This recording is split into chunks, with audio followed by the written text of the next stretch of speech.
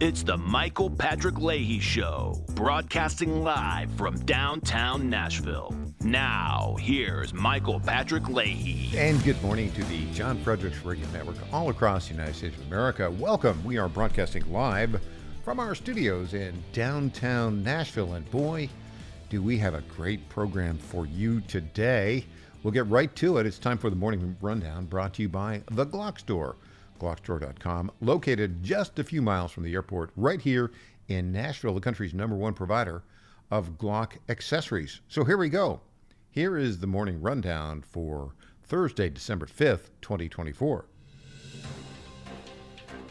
Number 1, the smearing of Defense Secretary nominee Pete Hegseth continues, but Lindsey Graham in the Senate now supports him, sort of. We're waiting to hear from Joni Ernst. We'll see how that plays out. Look, Pete, stay there. Don't quit. These allegations are, and these smears are brought to not against you, but they're actually trying to take down Donald Trump. It's not going to work. You should stick in there. I think you're the guy to run the Defense Department. Number 2, oral arguments in the Supreme Court of the United States yesterday on the Tennessee law protecting minors from permanent body damage. Changes due to the transgender woke mind virus and puberty blockers and hormone therapy. Well, the oral argument, we're going to play some of it for you. It reveals a lot about the 3 left-wing Supreme Court justices, Kagan, Sotomayor, and Ketanji Brown Jackson. They're kind of insane. That's the bottom line. I'll play this for you. I don't see how you can come to any other conclusion. Number 3, pray for Donald Trump. He is going on Saturday. He's flying to Paris, France for the reopening of the Notre Dame Cathedral. Look, we're hoping he's safe, and let's pray for his safety. Number 4, we have a Covenant killer investigation update. Yes, we promised that. Tom Pappert will join us in the second hour, our lead reporter. And as you know, the crime where a 28-year-old Audrey Elizabeth Hale, who self-identified as a transgender, she killed 3 innocent 9-year-olds and 3 staff members at the Covenant Church School here in Nashville on March 27th, 2023.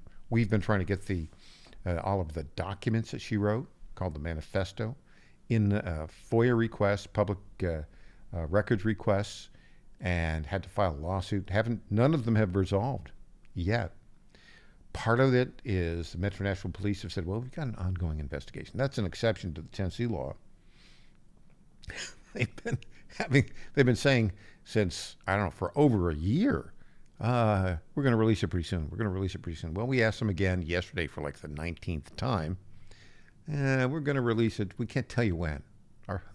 The goal of releasing it before the end of the year kind of slipped away. Look, I tell you what's going to happen. They're going to wait until Donald Trump is inaugurated. It'll be released after then because they're afraid of the Biden FBI.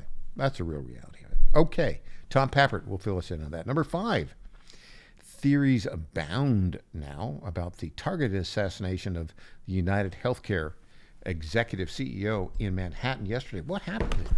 What's the real deal? And I'll tell you what I think happened. These are theories out there, but you've got a couple of theories out there. Apparently, there's a report now from ABC News.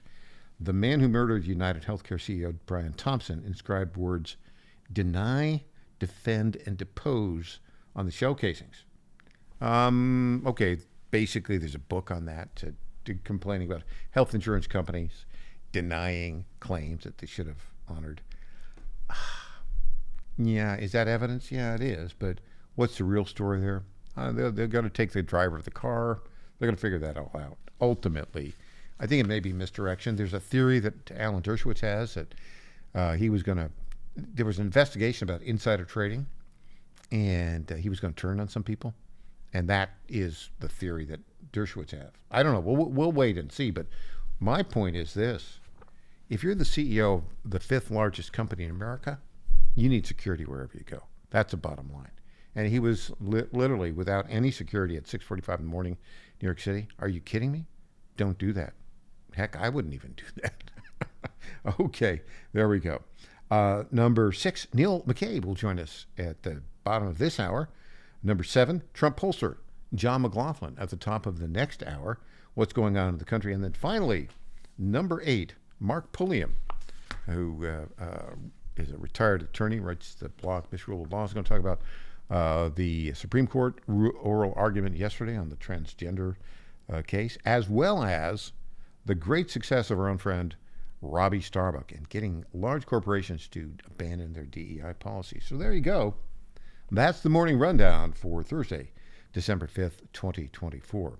You know, it's brought to you every day at this time by the Glock Store. I just heard from my good friend Lenny McGill, who's the founder and CEO of the Glock Store. He said their Black Friday deal days were a huge success, including, and this is the power of our audience, an uptick in sales from cities that get the Michael Patrick Leahy Show. I'm talking Nashville, Memphis, Pittsburgh, Philadelphia, all of Virginia, Atlanta, West Virginia, and of course, across the United States, we're heard on the John Fredericks Radio app. So thank you. Now, if you missed out of a few of the details, don't worry. They'll be launching their Christmas sale soon enough with even more great deals on Glocks, performance parts, and all the great accessories they stock. And they only stock the best because they personally test each one. If Lenny McGill doesn't like it, it doesn't get on, period. And if he really likes a product, he features them on his incredible YouTube channel.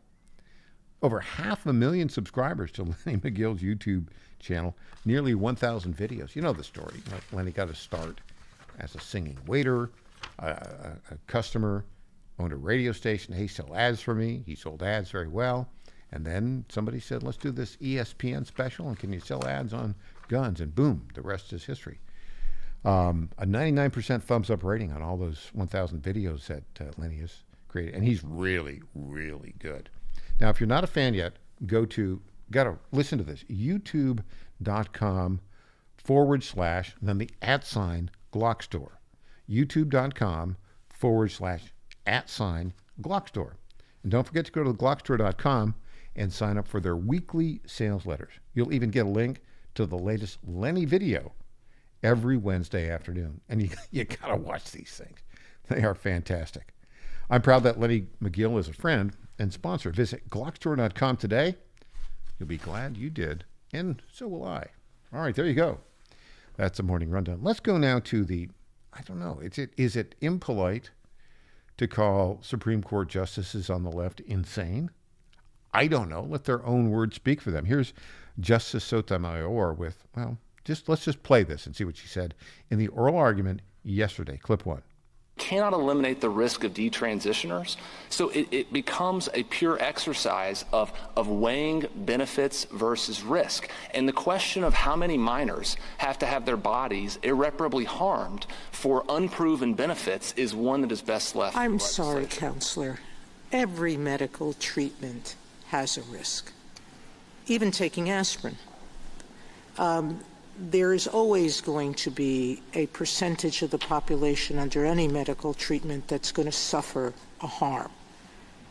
So the question in my mind is not, do policymakers decide whether one person's life is more valuable than the millions of others who get relief from this treatment? The question is, can you stop one sex from the other? Okay, that's idiotic. Matthew Rice, by the way, was the Solicitor General you heard at the beginning from Tennessee making that argument. It's a very good argument, right? We don't know what irreparable harm will cost. And she's, in a condescending way, dripping with condescension. I'm sorry, Counselor. Every medical thing has a harm. We're talking irreparable harm here, Justice Sotomayor. Not an aspirin side effect that goes away after, 24 hours. Good grief, Charlie Brown. She's on the Supreme Court. But wait, there's more. Ketanji Brown Jackson, just as bad. We'll be back after this.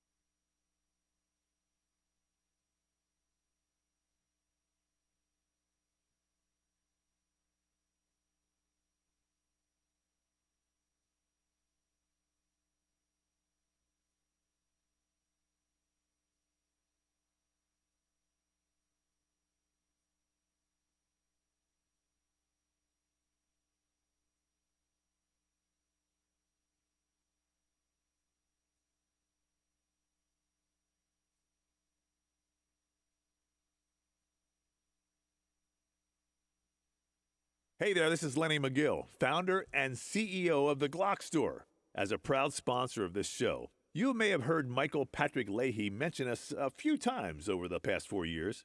But today, it's me on the radio telling you how pleased we are to be associated with Michael Patrick Leahy and his dedication to the highest levels of professional journalism. Michael Patrick Leahy has been threatened with jail time in bringing the true facts about that Nashville Covenant shooting to his listening audience. Michael Patrick Leahy, you keep doing what you're doing, and we here at the Glock Store will keep sponsoring your show for the good of Nashville and the entire country.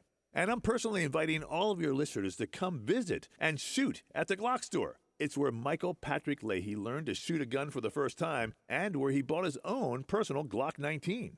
I'm Lenny McGill, founder and CEO of the Glock Store here in Nashville, just minutes from the airports, worth the drive from anywhere, and a proud sponsor of Michael Patrick Leahy and the Tennessee Star Report. Welcome back to the Michael Patrick Leahy Show. Now, here's Michael Patrick Leahy. Welcome back. We're talking about the oral arguments yesterday before the Supreme Court on the Tennessee law that prohibits permanent life-altering puberty blockers and hormone therapy to young minors who have been persuaded that they need to change genders. It's called gender-affirming care by the left. It's really called gender destruction care, in my view. That's what it should be. And we're going to work to change that language on it. We're going to play this clip. First, let me just say that in the case is fashioned United States v. Scrimeti. United States of America, the Biden maladministration, joined the ACLU and some parents of a child in Williamson County to challenge this law that was called SB 1 that was very, very wise, put together by the Tennessee General Assembly. And Jonathan Scrimeti is the Attorney General of Tennessee. That's why he is the named defendant. In this instance, the way it works in any Attorney General's office, either at the United States level or at a state level, you have the Attorney General who runs the office, which the job is to defend the United States or prosecute criminals who've committed crimes against the United States, or the state level, same thing. And so you have the Attorney General who runs the whole office. Beneath him is what's called a Solicitor General. And the Solicitor General argues and litigates cases in courts. And so the United States has a Solicitor General, as does the state of Tennessee. And the state of Tennessee is ably represented by Matthew Rice, who really did a great job yesterday. Asterisk. He got all these insane curveballs from the loony lefty Supreme Court justices. Now, let me just say, because I think I told you this. I'm doing night law school here with the great law school, Nashville School of Law, because politics is all about law, and you try to understand. How does it get so crazy? That's why I'm doing this thing at night. And they tell you, you need to be very respectful of the process, which I am. And I don't know if it would be on the list of things that they would let you do or want you to do, just to call a sitting member of the Supreme Court insane, right? Probably not on the list. Okay, I'm on the record. They're kind of insane. Okay. You doubt me on this. Okay, let's hear Ketanji Brown Jackson talking about testosterone. Yes, I kid you not. Here we go. Here's clip 2. That it operates on the body in the same way. So what's your basis for saying they're not the same? I don't think it operates on the body in the same way. Take testosterone. If you give a boy with a deficiency testosterone because he has constitutional delayed puberty, that allows him to go through and develop the reproductive organs associated with being a male. If you give it to a girl, it renders the girl infertile. So we have 8 to 12-year-olds being I'm sorry. asked. I thought your reasons for them being different was that you said they were for different purposes. I'd heard you say at the beginning the reason those two are different is because one wants them to transition and the other wants them for some medical purpose. Well, to go back to my example in the introduction, I don't think anyone would say using morphine to assist suicide is the same treatment as using morphine to manage pain. It's the same drug, just like it's the same drug here, but they're being used for fundamentally different purposes. They have different effects on the body. And once you take out and you recognize medical reality, then there is no argument that our law differentiates between treatments for males and females. Can I ask you about one? Okay. You see what's going on there? Matthew Rice made a very strong medically based argument. If you give testosterone to a boy, that boy is going to develop as a boy naturally would. If you give a testosterone to a girl, that will render them infertile. That is a permanent change in that person's body. Clearly, Matthew Rice made the logical argument. Ketanji Brown Jackson, this was not a measured question. This was an ideological attack from an insane leftist. I said it again. By the way, if you want to caution me about my use of language, 615-649-8477. 615-649-8477. Love to hear from you. What do you think about this case? To me, it's a slam dunk. Matt Walsh, by the way, was there yesterday, the great Matt Walsh from the Daily Wire.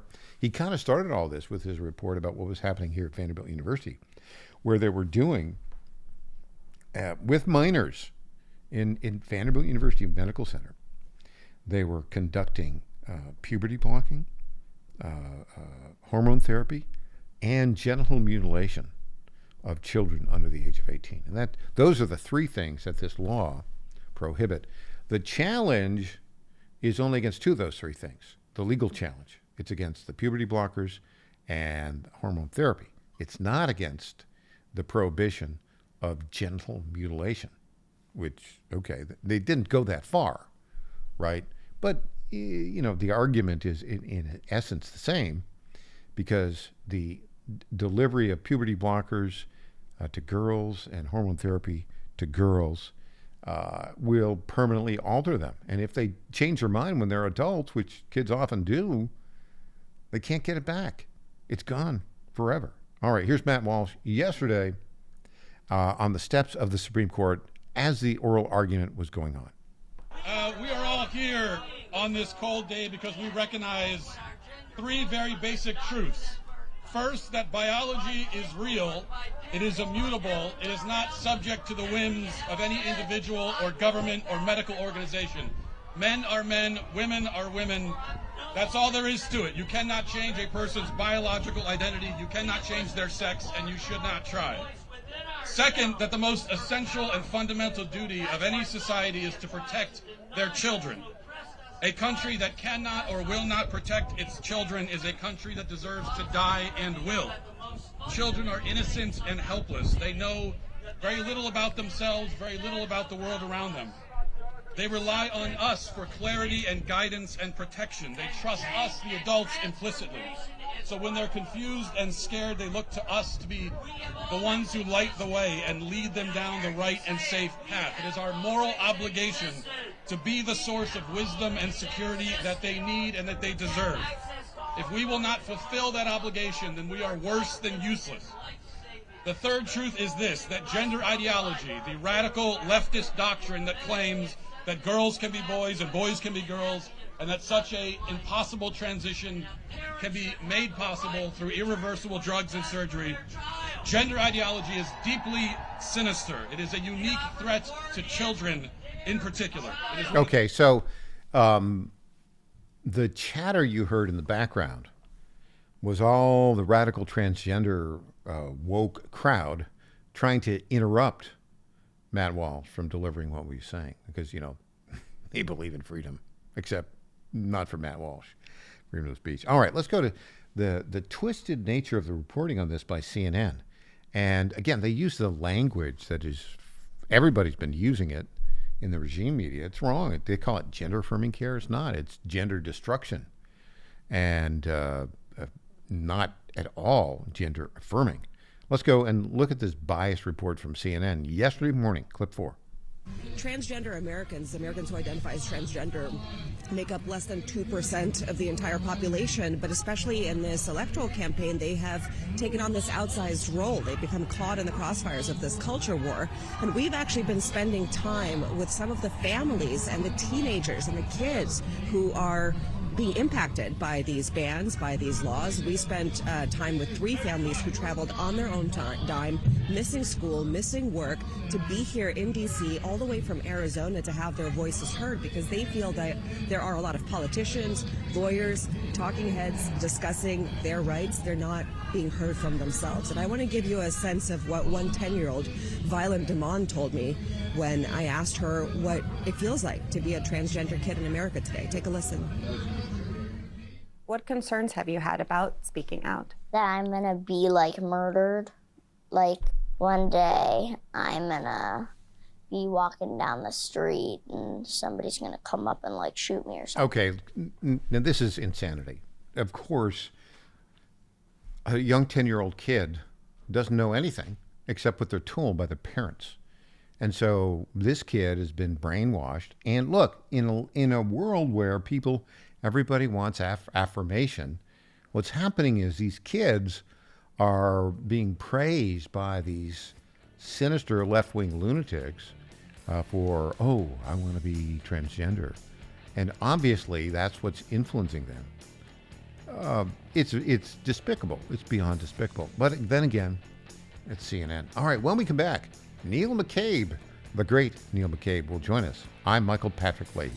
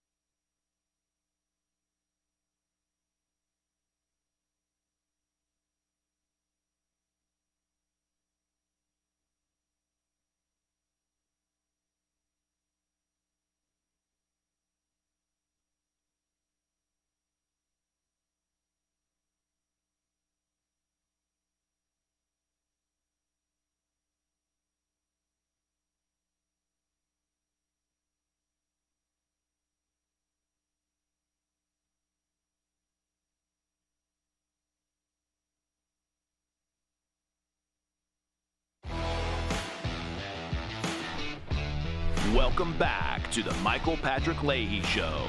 Now, here's Michael Patrick Leahy. We are joined on the newsmaker line right now by the greatest political reporter in the country, now reporting for Red State, the one and only Neil W. McCabe. Neil, we have 45 days until 47. 45 days until Donald Trump places his hand on the Bible and is sworn in as the 47th president of the United States. I'm excited about that, but can we make it that long? Neil McCabe. Neil McCabe, are we there? Hey. I'm sorry. Did you hear my question? Yeah. I just had it. I just had you on mute so that I wouldn't interrupt you. Thank you, my friend.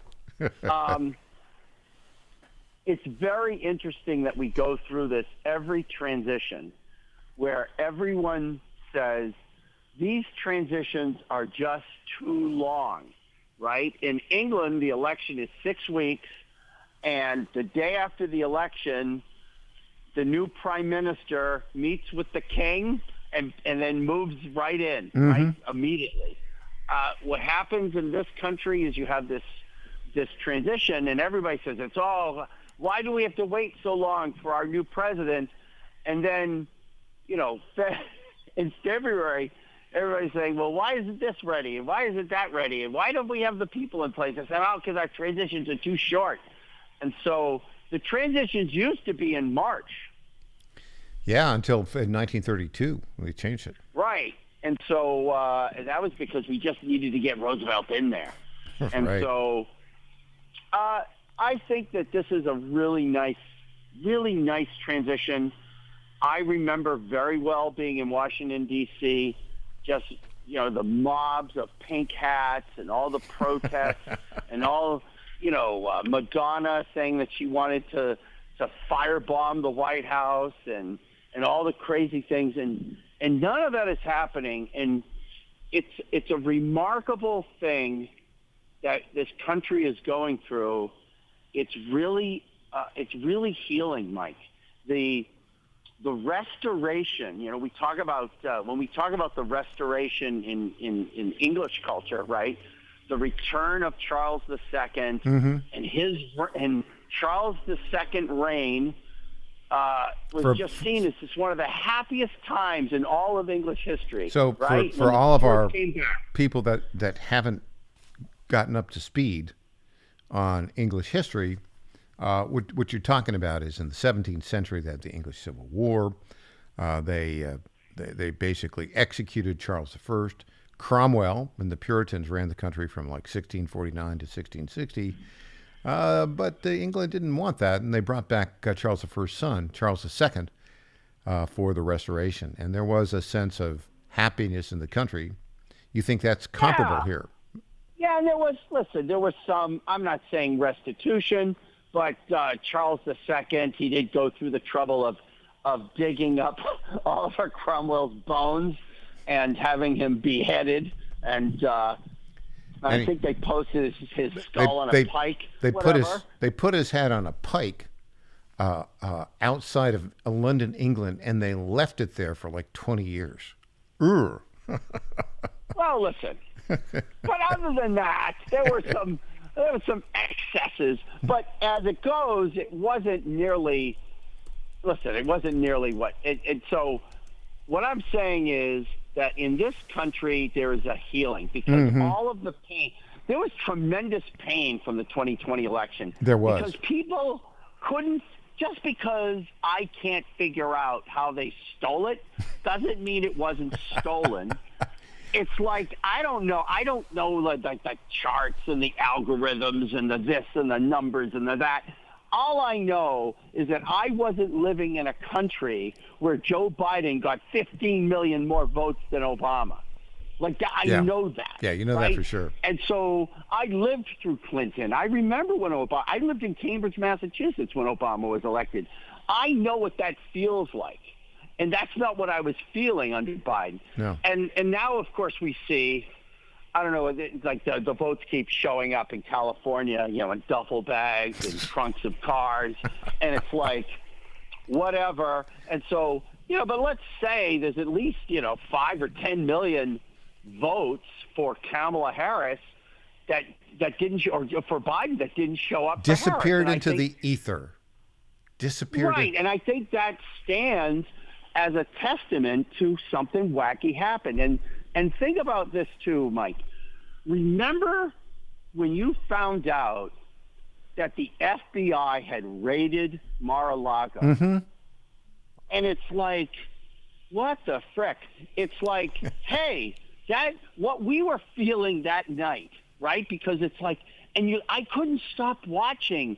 You know, it's all dark, and you see. Remember as I'm talking about it, right? You remember like the blue lights flashing against the walls of Mar-a-Lago, and you're like, we can't stop them. They're just going to go after us. And you remember Biden's speech in Philadelphia with the red lights and the 2 Marine guards, where it's like the Empire Strikes Back, right? That's what that was. It was satanic. The look was satanic, and it's the Biden team had all of the support of the press and all the institutions, and they had everything going for them, and they could have done whatever they wanted, and they were so smart, and that they were the adults, and they ran the economy into the ground. They set the world on fire. They ruined, and they made everybody feel. They treated everyone like garbage. Mm-hmm. And here we are. I'm very excited. I'm excited. It looks like Hegseth. Looks like he had a very good meeting with John Thune. Hegseth, I think, will look back, and his mother's appearance on Fox News was not only so good that it basically locked down his confirmation. I think she did so well on Fox News, she may also end up in the cabinet, because that seems to be the main qualification. How you doing on Fox News? Yeah. Great Fox said, how would you like to be the ambassador to Finland? Hey, Neil, so I am concerned because this seems like an interminable 45 more days until we get to January 20th and Donald Trump becomes president. And I'm worried about his safety. Now, he's going to go to Paris, France on Saturday. This Saturday, 2 days from now. La Belle France. Yeah. And look, it's good in the sense that, I mean, Joe Biden, that stupid pardon, he can't answer any questions. He flies off to Angola, right, so he can catch up on his sleep. Did you see that? He was sleeping. Everybody's going, who is this guy? And he's obviously not running the country. But the point is that Trump is already asserting leadership. That's a good thing. And I think it is a good thing in the abstract that he's accepted the invitation of Macron to go to the rededication of the Notre Dame Cathedral, which was burned down by what, Islamists? They claim not, but that's who did it. They said it was a loose cigarette. Yeah, right. As if they've, it was built in 1200. And so, 800 years there were no loose cigarettes. And then finally there's one. Give me a break. So it's important. Notre Dame is a symbol. It's a cultural icon for Western civilization. It's important he goes 100%. there. But what do you know about his security for us? I mean, he's going to land in Paris.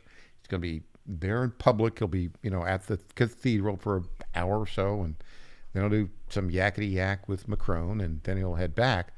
But he's going to be exposed. And do we have enough security to protect him?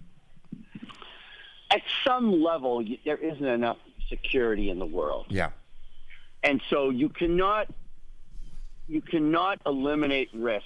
You can only manage risk.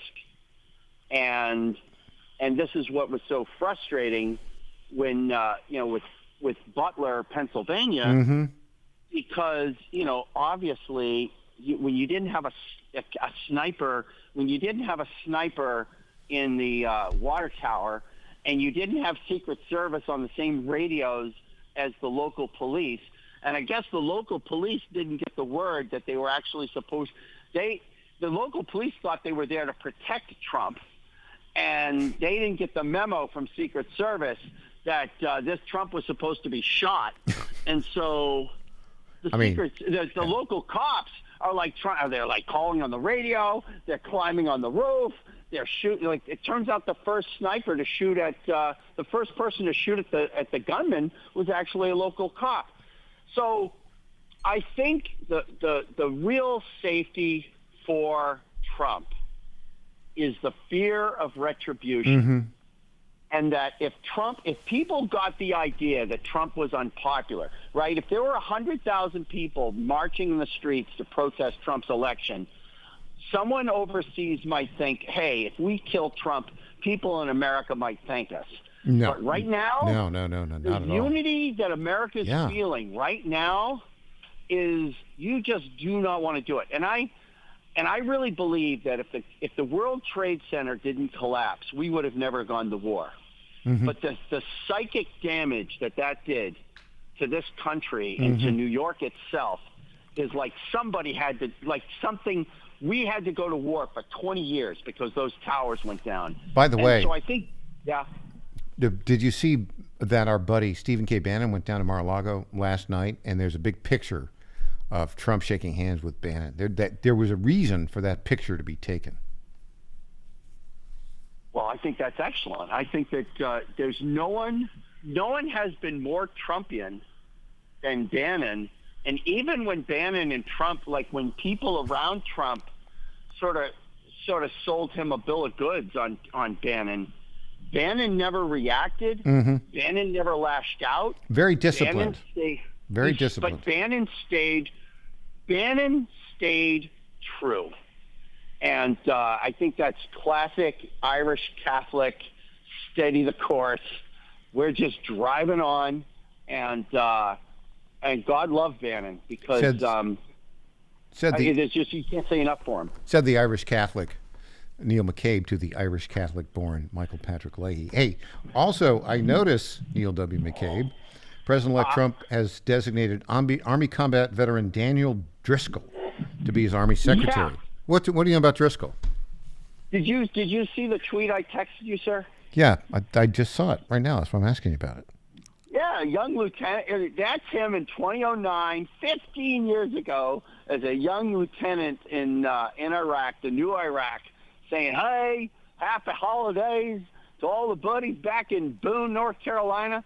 He's adorable. I don't know. I have no idea what he looks like now. I haven't seen any recent pictures of him. But that kid is a 22-year-old lieutenant from North Carolina wishing his folks happy holidays. That's amazing. And now he's Secretary of Army nominee. I think. Look, right. Trump is going for the junior level officer, right? Well, speaking of another great Irish Catholic, John F. Kennedy was a lieutenant in the Solomon Islands, mm-hmm. and obviously he was sent to the Solomon Islands because when he was stationed as a naval intelligence officer in Washington, he wouldn't stop dating this German spy. And they wanted to get rid of him. Hey, Neil, we got to take a break here. But Kennedy, as a junior officer, during the Cuban Missile Crisis, junior officer Kennedy took on the generals and the admirals. And he knew what was going on. And that's what Trump's going for here. That, I think, is your point. 1,000%. All right. Mike. The great Neil W. McCabe, it's always a delight to speak with you. Thanks for joining us today. All right. Be good, Michael. All right. Back with more after this. I'm Michael Patrick Leahy.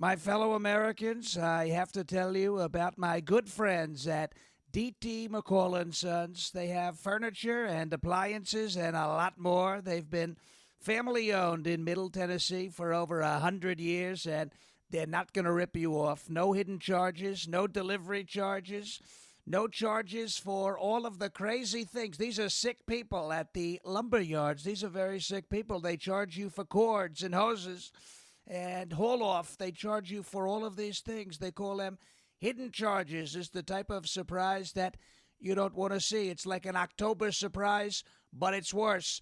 D.T. McCall & Sons, they're not going to do that. They're great people. They're going to give you a great deal. With locations in Lebanon, Carthage, Lafayette, Cookeville, and Franklin, D.T. McCall & Sons will give you the deal of your life. Check them out today or go to dtmccalls.com. Impersonator not endorsed by Donald Trump.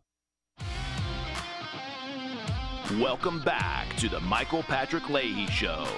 Now, here's Michael Patrick Leahy. And welcome back to the Michael Patrick Leahy Show. We are broadcasting live from our studios in downtown Nashville. Of course, Nashville is the capital of the state of Tennessee, and a law passed by the Tennessee General Assembly and signed into law by Bill Leahy a little bit over a year ago was at the center of the controversy or the hearing in the Supreme Court yesterday, the case United States v. Skrmetti. That's our Attorney General, Jonathan Skrmetti. By the way, Jonathan Skrmetti will be our guest on this program tomorrow morning at the top of the second hour. That will be 10 a.m., 10:05 a.m. Eastern, 10:05 a.m. Central, and 11:05 a.m. Eastern, if all goes well. Now, I wanted to talk to you a little bit about these arguments that were made yesterday. It's very interesting because if you look at the arguments made by the federal government, they were the plaintiff, federal government, the ACLU, the leftist ACLU, and then the parents of a couple of kids who claim to be transgender and want to get this puberty-blocking treatment, the hormone therapy treatment, they claim. They were the plaintiffs. Tennessee's the defendant.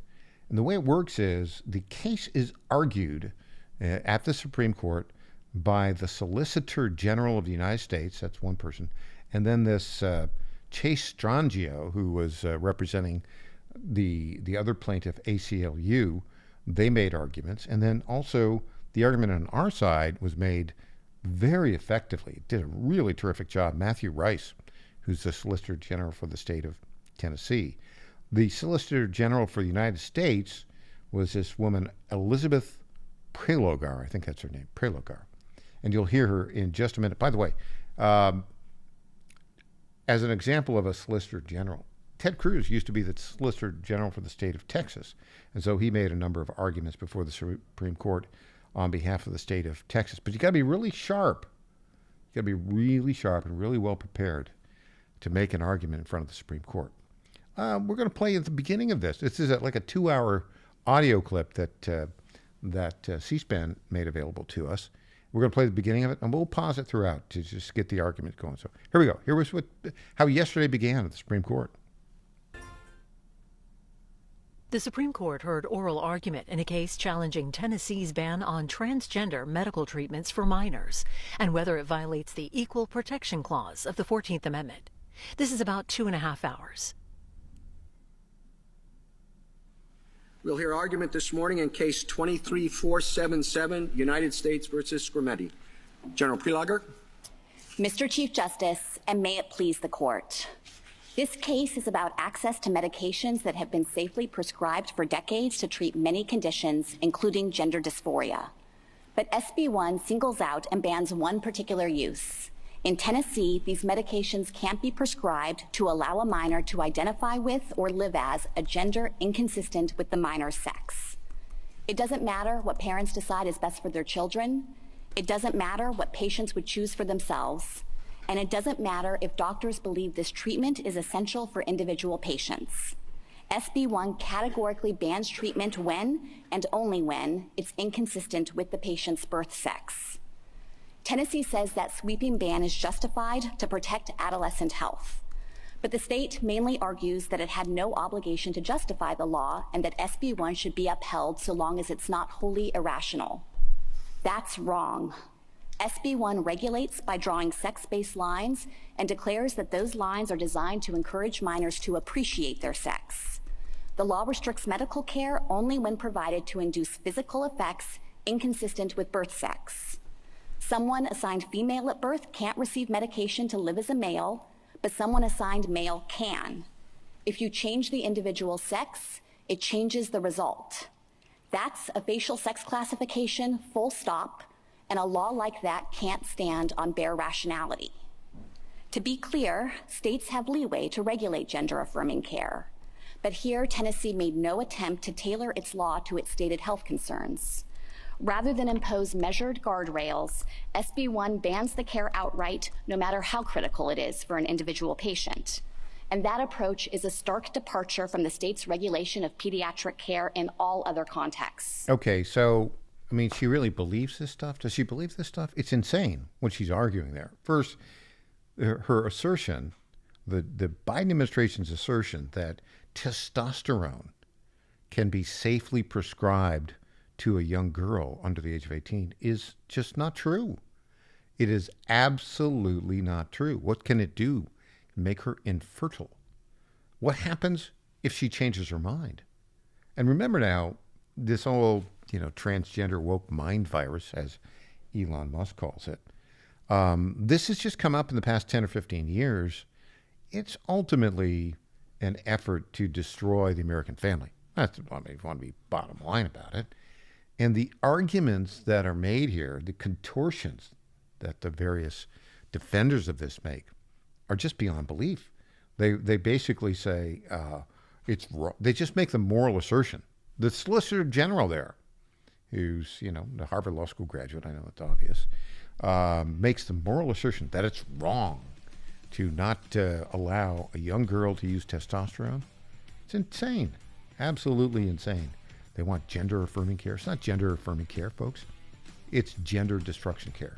When we come back, after the news, Trump's pollster, John McLaughlin, will be with us. I'm Michael Patrick Leahy, back after this.